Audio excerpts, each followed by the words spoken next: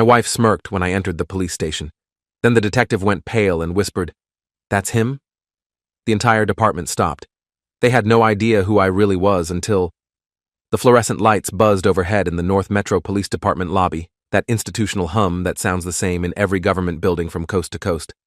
My wife Veronica stood at the front desk, her manicured nails drumming impatiently on the worn Formica counter, talking to a young officer who looked fresh out of the academy. Her back was to me, but I could see the set of her shoulders, that particular tension that meant she was in full performance mode, playing the victim. When I pushed through the glass doors at exactly 2:47 p.m., she turned, and that smirk spread across her face like poison. Triumphant, vindicated, like she'd already won whatever game she thought we were playing. The desk sergeant, Officer Amy Cho, looked up from her computer screen, saw me, and her eyes went wide. Her hand froze over her keyboard. Then she reached for her phone, pressed a button, and said something too quiet for me to hear. Within seconds, a door to the back offices swung open, and Detective Raymond Kovach stepped out. He was in his 50s, built like a linebacker, with iron gray hair and a face that had seen too much.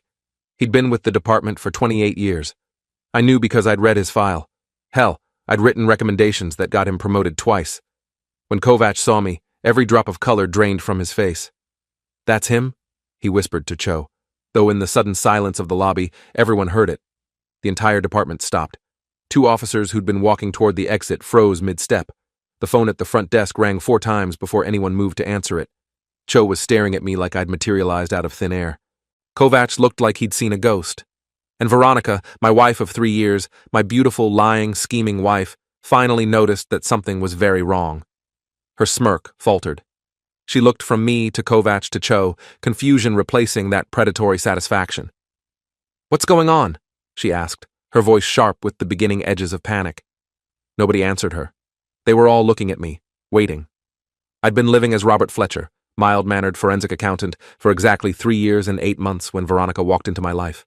I'd taken early retirement from my real job, bought a small house in a quiet suburb, started a legitimate consulting business, analyzing financial records for law firms and private investigators.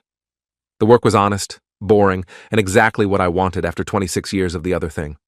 I told people I'd worked in corporate audit before going independent. I drove a 10-year-old Camry. I wore khakis and button-down shirts from Target. I went to the gym 3 times a week, bought groceries at Safeway, and lived a life so aggressively normal that nobody looked twice at me. That was the point. Veronica was 34 to my 52, beautiful in that high-maintenance way that requires money and effort. We met at a charity fundraiser I'd attended because my neighbor had dragged me along. She worked in pharmaceutical sales, made good money, drove a leased Mercedes, and had the kind of smile that made men stupid. I should have been smart enough to see the warning signs. The way she asked detailed questions about my finances on our 3rd date. The way she suggested I add her to my bank accounts after we'd been married only 6 months. The way she discouraged me from staying in touch with old friends, said we should focus on building our future together.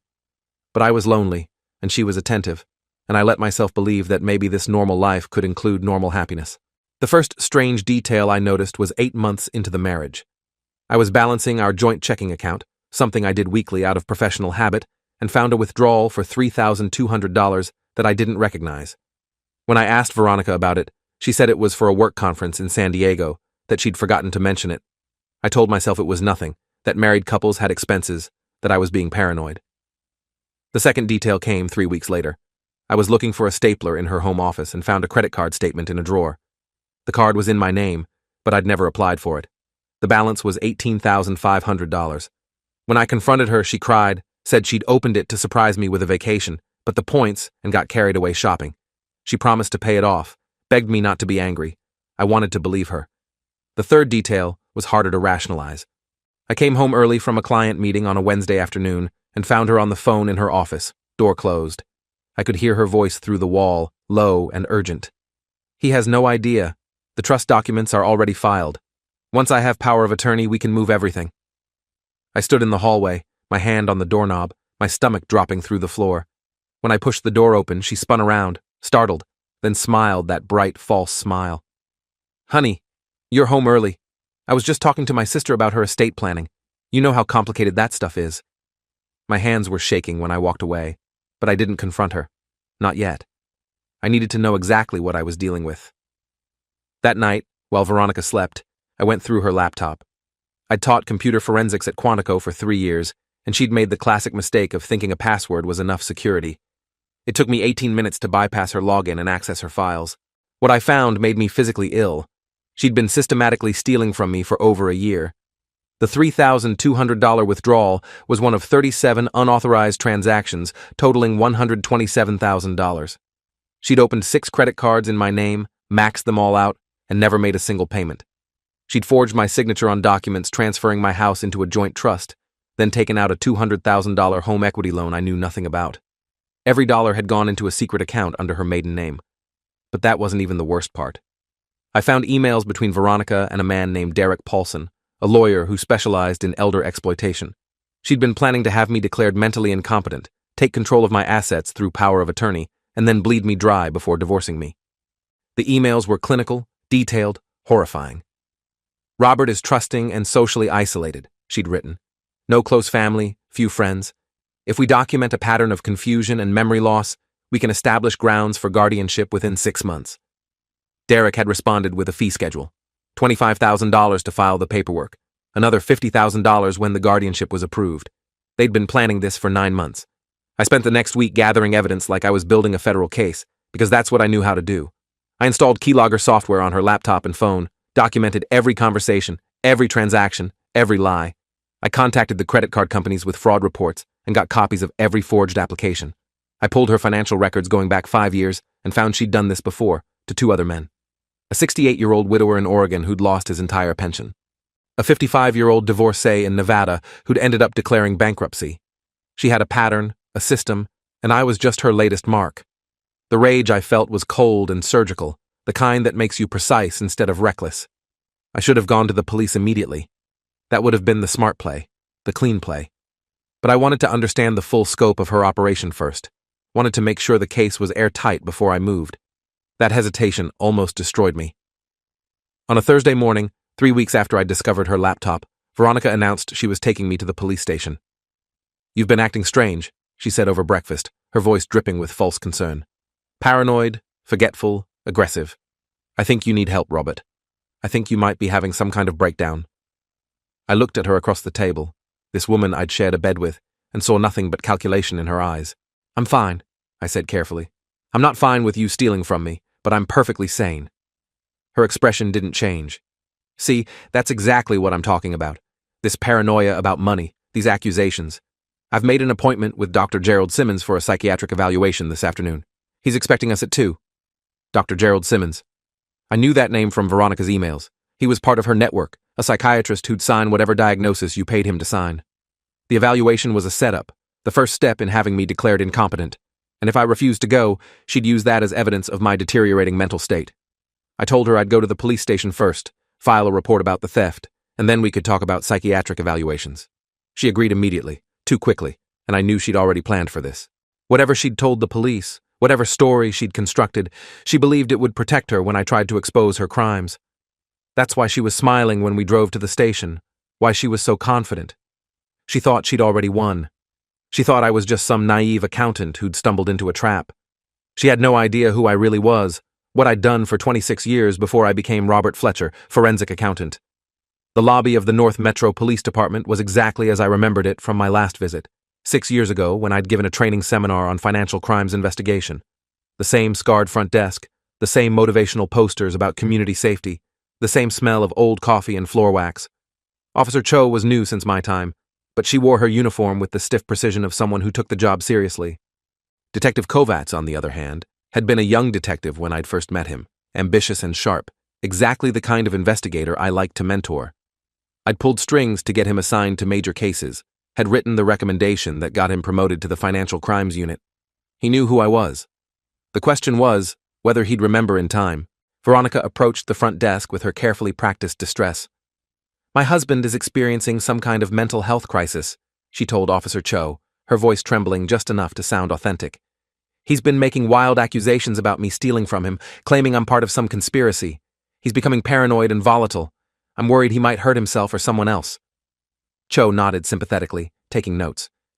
"Has he made any threats?" Veronica hesitated, then nodded. "This morning he said if I didn't admit to taking his money, he'd make me sorry. I'm frightened for my safety." Every word was a calculated lie, delivered with the skill of someone who'd done this before. That's when I walked in, right on schedule, and watched Veronica turn with that smirk. She thought this was her moment, the culmination of months of planning. The police would take her statement, probably offer to escort her to get a restraining order, maybe even do a welfare check on me that would establish a paper trail of mental instability. Then she'd use that documentation in her guardianship filing, and I'd be trapped. Except Detective Kovac had seen me, had recognized me immediately, and now everything Veronica had built was crumbling in real time, even though she didn't know it yet. "Mrs. Fletcher," Kovac said, his voice carefully neutral. "Could you step into interview room B for a moment? I'd like to get your full statement on record." Veronica glanced at me, uncertain now, then followed Kovac toward the back. Officer Cho came around the desk and approached me, her expression unreadable. "Sir, would you mind waiting in the lobby for a few minutes? Detective Kovac will want to speak with you as well." I nodded, sat down in one of the plastic chairs bolted to the wall, and waited. Through the glass partition, I could see officers gathering, whispering, making phone calls. The word was spreading. After 10 minutes, the door to the back offices opened and Captain Diana Sharp walked out. Captain Sharp was 63, 3 years from retirement, with short silver hair and eyes that missed nothing. She'd been a patrol officer when I was running the Financial Crimes Task Force for the FBI, had attended one of my seminars on money laundering investigations, and had stayed in touch over the years. When I took early retirement and moved to the suburbs, I'd had dinner with her and her wife, told them I was stepping back from that life, going quiet. She'd understood, had promised to keep my secret. Now she stood in the lobby looking at me with a mixture of relief and exasperation. "Special Agent Fletcher," she said quietly. "Or should I say Mr. Fletcher, forensic accountant?" I stood up, smiled grimly. "Robert is fine, Diana. I haven't been Special Agent anything for almost 4 years." Sharp nodded. "Your wife doesn't know?" "She knows I'm an accountant. That part's true. She doesn't know about the 26 years before that." Sharp's expression hardened. "Detective Kovac briefed me on her statement. She's claiming you're mentally unstable, that you've been accusing her of theft, that she's afraid for her safety. She's asking for a restraining order and wants us to conduct a welfare check." I pulled a USB drive from my pocket, held it up. "Everything's on here. Financial records, email transcripts, forged documents, recordings of her planning this with her lawyer. She's stolen over $300, 000 from me, and was planning to have me declared incompetent to cover her tracks. This isn't her first time either. She's done this to at least 2 other men." Sharp took the USB drive, weighed it in her hand like it was evidence in a murder case. "You documented all of this yourself?" "Old habits," I said. "I spent 26 years building cases. I know what prosecutors need." She called over her shoulder. "Kovac, bring Mrs. Fletcher to interview room A and get Detective Yoon from fraud. We're going to need her expertise." Then she looked back at me. "Robert, I need you to walk me through everything from the beginning. Every transaction, every conversation, every piece of evidence you have. This is going from a domestic welfare check to a criminal investigation in about 30 seconds, and I need to make sure we do this by the book." We spent the next 90 minutes in Captain Sharp's office going through the evidence. Detective Margaret Yoon joined us, a specialist in white-collar crime who'd worked fraud cases for 15 years. I walked them through Veronica's operation step by step, the initial courtship designed to establish trust, the gradual insertion into my financial life, the unauthorized withdrawals that started small and grew larger, the credit cards opened in my name using forged signatures, the home equity loan she'd taken out after transferring my house into a joint trust without my knowledge, the emails with Derek Paulson planning my mental competency hearing, the pattern of previous victims. Yoon took detailed notes, occasionally asking clarifying questions. "The forged signatures on the credit card applications, do you have the originals?" I nodded. "I filed fraud reports with each company. They sent me copies. They're in the files on the USB." Sharp pulled up the emails between Veronica and Derek Paulson, read them with increasing disgust. "This is elder financial exploitation, and conspiracy to commit fraud, and identity theft. We're looking at serious felonies here." She turned to Yoon. "Can you start running backgrounds on Derek Paulson? I want to know if he's done this with other clients." Yoon was already typing. "On it. I'm also going to contact Oregon and Nevada, see if we can connect Mrs. Fletcher to those previous victims." Through the office window, I could see Veronica still sitting in interview room A, checking her phone, looking annoyed but not worried. She thought this was just a formality, that she'd give her statement and leave with her restraining order while I got evaluated for mental instability. She had no concept of what was actually happening. Detective Kovac entered the office, closed the door. "Captain, I've got patrol officers positioned outside. When we're ready to move on this, I want to make sure she doesn't bolt. Sharp nodded. Good thinking. But first, I want to hear her statement in full. I want to see exactly how far she's willing to go with these lies. They set up a video camera in interview room A and had Veronica repeat her statement on record. I watched the monitor in Sharp's office as she performed for the camera, tears welling up at the right moments, her voice breaking when she described her fear of me. Robert has always been a little odd, she said. Secretive about his past, paranoid about money. But in the last few months, it's gotten so much worse. He accused me of stealing from him, claimed I'd opened credit cards in his name, said I was planning to have him declared incompetent. It's crazy. None of it's true. I love my husband, but I think he needs serious psychiatric help before he hurts someone. The lies came so easily, so smoothly, that if I hadn't known the truth, I might have believed her myself. Kovacs let her talk for 45 minutes, asking gentle follow-up questions, letting her dig herself deeper. Then he said, Mrs. Fletcher, you mentioned that your husband's been paranoid about money. Can you describe your financial arrangement? Veronica shifted in her chair. We have a joint checking account for household expenses. Robert handles most of the bills since he's an accountant. I contribute my salary, and we split everything. Kovacs nodded. And have you made any large withdrawals from that account recently? She hesitated, just for a second. No. Well, sometimes I need cash for work expenses, but nothing unusual. Kovacs pulled out a printout of the bank statements I'd provided. Nothing unusual? Because I'm seeing 37 withdrawals over the past 14 months totaling $127,000. The color drained from Veronica's face. Those were legitimate expenses, for work, for the house. Robert approved all of them. Kovacs pulled out another document. Did he also approve the 6 credit cards you opened in his name? The ones with a combined balance of $92,000? Veronica's hands started shaking. I don't know what you're talking about. Kovacs laid out copies of the forged applications, each one showing my signature that didn't quite match, each one showing Veronica's handwriting on the account setup forms. We have handwriting analysis that matches these applications to samples of your writing. We have testimony from the credit card companies about the fraud reports. And we have emails between you and a lawyer named Derek Paulson, discussing plans to have your husband declared mentally incompetent so you could take control of his assets. Veronica stood up so fast, her chair scraped backward. I want a lawyer. I'm not saying anything else without a lawyer. Kovacs nodded calmly. That's your right. But Mrs. Fletcher, you should know that we're placing you under arrest for identity theft, fraud, forgery, and conspiracy to commit financial exploitation. You have the right to remain silent. As he read her Miranda rights, Veronica's face went from pale to red to purple. This is ridiculous. I'm the victim here. My husband is insane, and you're listening to his paranoid delusions instead of protecting me. Her voice rose to a shriek. I came here for help, and you're arresting me? Captain Sharp entered the interview room, her expression hard. Mrs. Fletcher, your husband isn't just some accountant with paranoid delusions. He's retired FBI Special Agent Robert Fletcher. He spent 26 years investigating financial crimes, including cases almost identical to yours.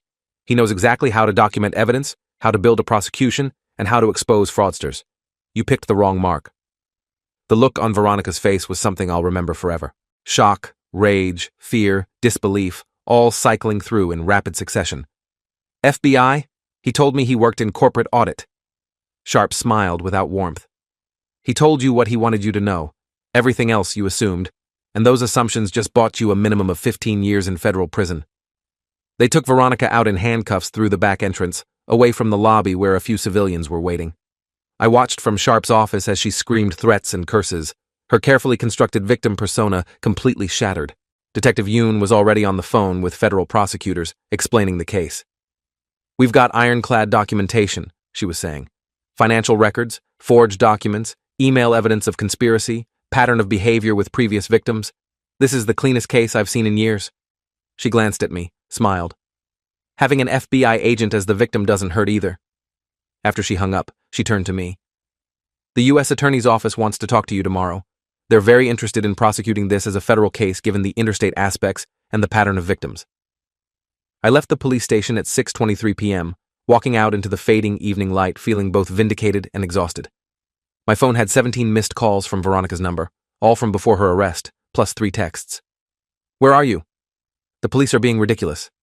Call me immediately. I deleted them all.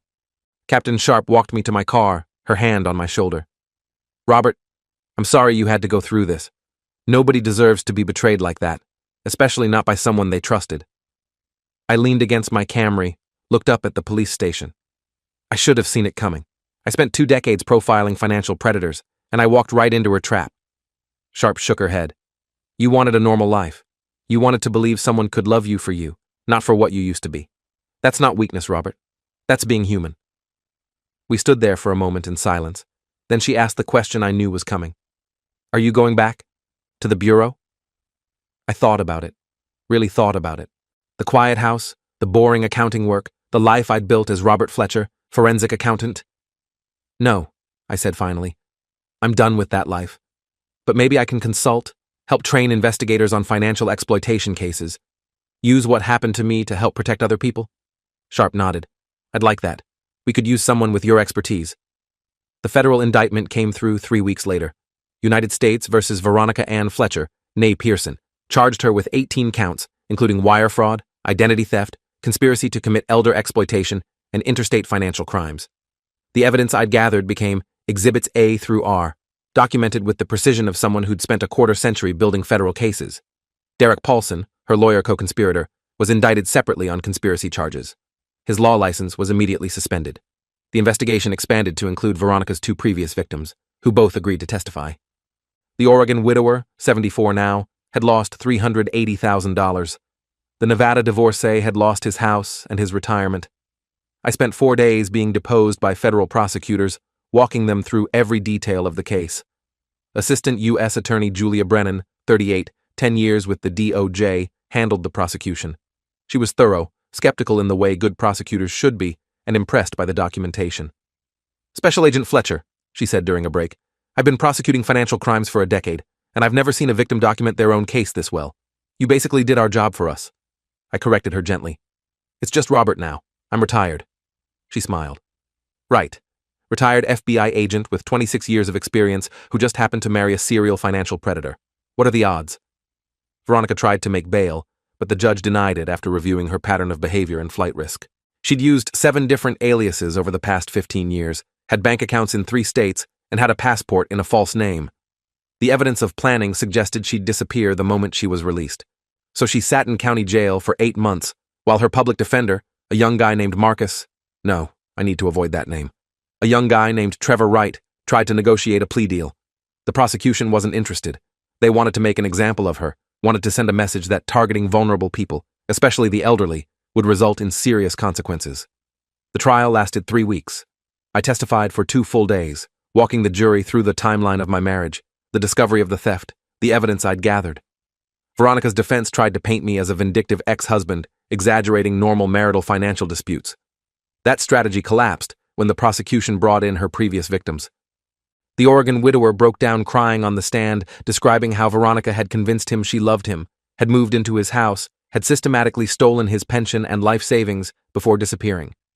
The Nevada divorcee testified about the same pattern, the same manipulation, the same devastating betrayal. When Veronica took the stand in her own defense, she tried to claim everything had been a misunderstanding, that she'd been trying to help me manage my money, that the credit cards were opened with my permission. The prosecution destroyed her credibility in cross-examination, showing emails where she'd explicitly discussed milking the mark and setting up the incompetency play. Julia Brennan read those emails aloud in court, and I watched the jury's faces harden. The deliberation took 6 hours. Guilty on all 18 counts. Veronica screamed when the verdict was read, had to be restrained by bailiffs. The sentencing hearing was set for 6 weeks later. In the meantime, my quiet life as Robert Fletcher, forensic accountant, had become decidedly less quiet.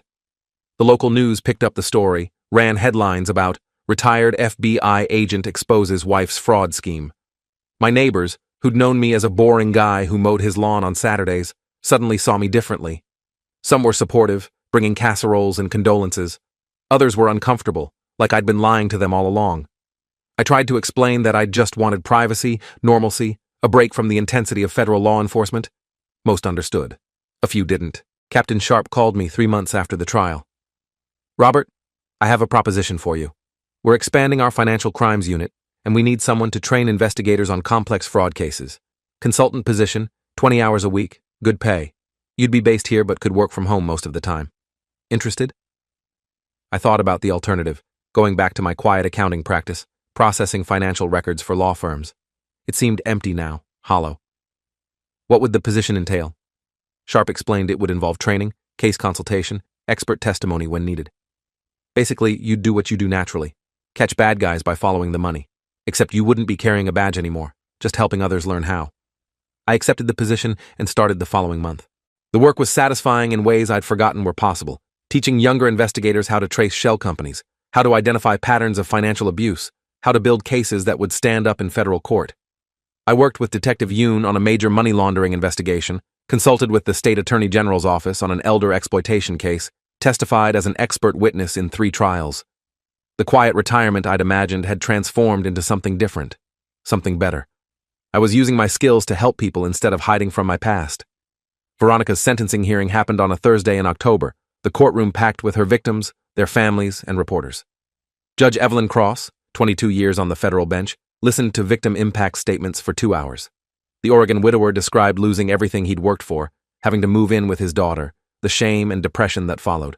The Nevada divorcee talked about the suicide attempt after his bankruptcy, the years of therapy, the trust issues that persisted. I gave my own statement, describing not just the financial theft, but the emotional betrayal, the violation of trust, the calculated manipulation.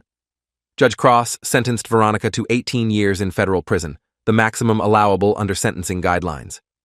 You targeted vulnerable people with precision and callousness, the judge said. You exploited trust, manufactured love, and destroyed lives for financial gain. You are exactly the kind of predator society needs protection from. Veronica was led away in handcuffs, still maintaining that she was the real victim, that I'd orchestrated everything to destroy her. Nobody believed her anymore. Derek Paulson received 8 years for his role in the conspiracy. Both would serve at least 85% of their sentences before parole eligibility. In the year following the sentencing, I sold the house Veronica had nearly stolen from me, bought a smaller condo closer to downtown, and rebuilt my life piece by piece. I started dating again, cautiously, and met a woman named Claire, who was a high school teacher, divorced, with 2 grown kids. When I told her about my background on our 4th date, she just nodded. My ex-husband told me he was a financial analyst, she said. Turned out he was a compulsive gambler who'd embezzled from his employer, so I get it. Trust is earned, not assumed. We took things slowly, built something real on a foundation of honesty. 2 years after Veronica's arrest, I was conducting a training seminar for the North Metro Police Department on financial fraud investigation when a young detective raised his hand. Special Agent Fletcher, when you were gathering evidence on your wife, why didn't you just go to the police immediately? Why spend weeks documenting everything? I thought about that night in my study, discovering the emails, the forged documents, the scale of her betrayal. Because I wanted justice, not just revenge, I said. I wanted to make sure the case was strong enough that she couldn't manipulate or charm her way out of consequences. I wanted to protect her future victims by creating a record so thorough that prosecutors couldn't lose. The detective nodded, satisfied. After the seminar, Captain Sharp pulled me aside. You know, Robert, that answer is why you're good at this. You don't just want to catch bad guys. You want to protect good people. That's what made you a great agent, and it's what makes you a great consultant. I appreciated the sentiment, but I knew the truth was more complicated. I'd been a good agent because I understood predators, could think like them, could anticipate their moves. I'd been a good mark for Veronica for the same reasons. I'd been so focused on living a normal life that I'd ignored my own instincts until the evidence became overwhelming. 3 years after the trial, I got a letter from Veronica at the Federal Correctional Facility where she was serving her sentence. The envelope had been opened and inspected by prison officials. The letter itself a single page of carefully written text. Robert, I know you won't believe this, but I'm sorry. Not sorry I got caught, though I am. Sorry for what I did.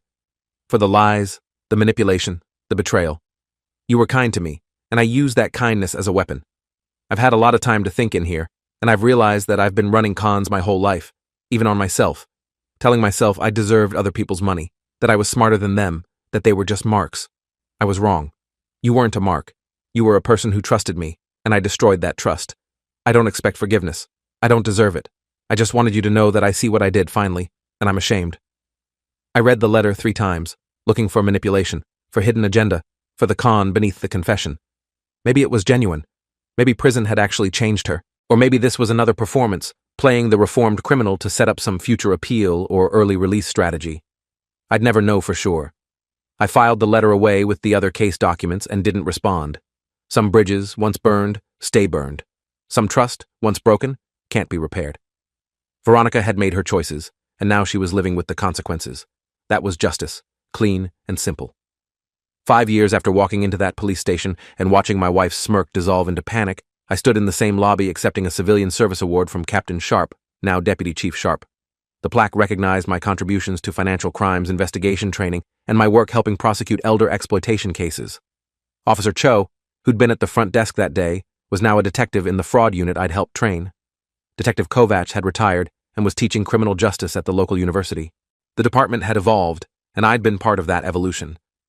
At the award ceremony, a reporter asked me if I regretted my marriage to Veronica, if I wished I'd never taken that early retirement, never tried to live a normal life. I thought about it honestly before answering. I don't regret trying to build something real, I said. I regret that the person I tried to build it with was lying from the start. But the experience taught me that you can't hide from who you are. I spent 26 years as an FBI agent, and those skills, that training, that instinct, they don't just disappear because you retire. They're part of who I am. Trying to pretend otherwise was the real mistake. The reporter followed up. Do you think your FBI background is why you survived the fraud attempt when her other victims didn't? I shook my head. I survived because I had the skills to document what she was doing and the connections to make sure justice was served. Her other victims survived too, in their own ways. They testified. They helped put her away. They're rebuilding their lives. Survival isn't about whether you fall for the con. It's about whether you get back up afterward. That night, I had dinner with Claire at a small Italian restaurant we both loved. Over wine and pasta, she asked me if I ever wondered what would have happened if Veronica had succeeded, if I'd been declared incompetent and lost everything. Sometimes, I admitted. But then I remember that she underestimated the most important thing about me, not my FBI training or my investigative skills, my stubbornness. I don't quit. I don't give up. Even when I was trying to be a normal accountant, that part of me was still there, waiting. She thought she could manipulate me because I seemed ordinary, forgettable, safe. She never realized that ordinary was the disguise, not the reality.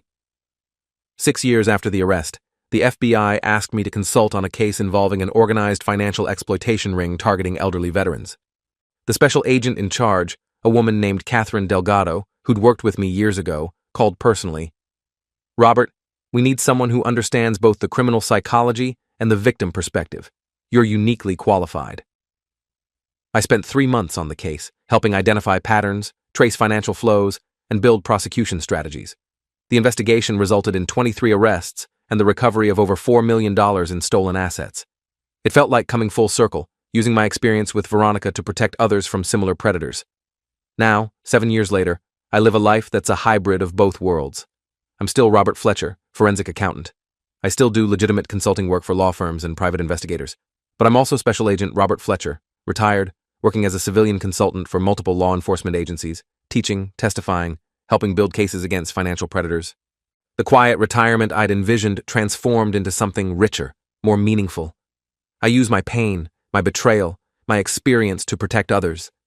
That's not the normal life I'd planned, but it's the real life I've built. When people ask me about that day in the police station, about watching Veronica's face when she realized who I really was, they expect me to say it felt like victory. It didn't.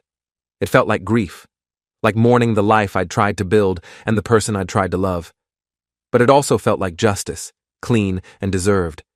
She'd underestimated me because I'd hidden who I was, and that hiding had costs. Not just for me, but for the future victims she might have targeted if I hadn't stopped her. The lesson I learned wasn't about trusting people or building relationships or living normal lives. It was simpler and harder. You can't outrun who you are. You can only decide how to use it. Thanks for watching till the end. Make sure to subscribe and like to not miss the next story.